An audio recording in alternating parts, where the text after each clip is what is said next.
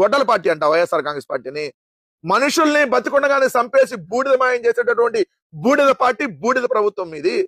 నువ్వు ఈరోజు సిగ్గు లేకుండా నోటికి ఏది వస్తే అది వాగుతా ఉన్నావా? దరిద్రపు గొట్టు మనుషులు మీరు. తెలుగు దరిద్ర పార్టీ ఎవరు ఉందంటే అది తెలుగుదేశం పార్టీ. తెలుగుదేశం పార్టీ కాదు, టీడీపీ అంటే తెలుగు దరిద్ర పార్టీ. దరిద్రం మీరు వస్తేనే రాష్ట్రానికి పట్టింది దరిద్రము. దరిద్ర మనుషులు మిమ్మల్ని చూస్తేనే అరిష్టం రాష్ట్రానికి. అలాంటి వాళ్ళు మిమ్మల్ని పాలిస్తుంటే అరిష్టం నాకు ఏమైద్ది? నోటికి ఏది వస్తే అది పిచ్చివాగుడు వాగుతావా? నోరు ఒళ్ళు రెండు జాగ్రత్తగా పెట్టుకుని నువ్వు ముఖ్యమంత్రి అయితే ఎవరికి ఎక్కువ? ఇష్టం ఉన్నట్టు ఏది పెడితే అది కారు కోతలకు వస్తావంటే ఇక్కడ ఎవడో కూడా సహించేవాడు లేడు. నువ్వు ఈ రాష్ట్రానికి పట్టినటువంటి శాశ్వత శనివి, శాశ్వత దరిద్రానివి. దరిద్రపు కొట్టు పార్టీ మీది. మీరు ఎప్పుడు అధికారంలో ఉంటే అప్పుడు అతివృష్టి లేదా అనావృష్టి. వస్తే వరం దేవుడేమో ఏదో వర్షాలు గురించి వెళ్ళిపోతా ఉంటారు, లేదంటే అసలు రానే రాడు.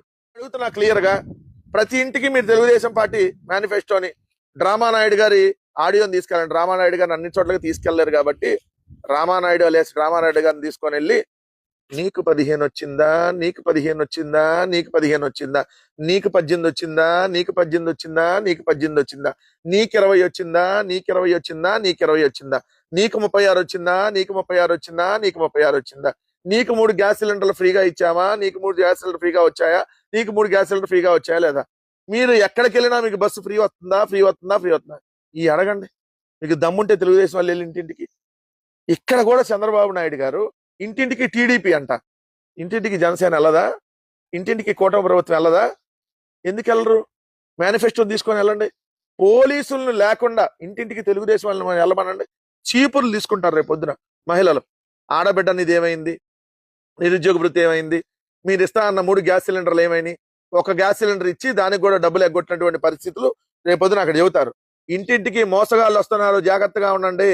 ఈ మోసగాళ్ళని చొక్కా పట్టుకొని నిలదీయాలి ఖచ్చితంగా. ఏమైంది నెలకు 3,000 రూపాయల నిరుద్యోగ వృత్తి? ఏమైంది నెలకు 1,500 ఆడబిడ్డ నిధి? ఏమైంది తిరుమలకి బస్సు ఫ్రీ? ఏమైంది అక్కడికి వెళ్ళినా ఫ్రీ అన్నారు కదా, ఎందుకు 5 బస్సులోనే ఇస్తున్నారు ఫ్రీ? ఏమైంది రైతు భరోసాకు సంబంధించి మొట్టమొదటి ఏడాది ఎగ్గొట్టిన 20,000? ఏమైంది ఏదైతే దీనికి తల్లికి వందనం సంబంధించిన 20,000 తల్లికి సంబంధించినటువంటి తల్లికి వందనం 15,000 మొట్టమొదటి ఏడాది ఎగ్గొట్టింది.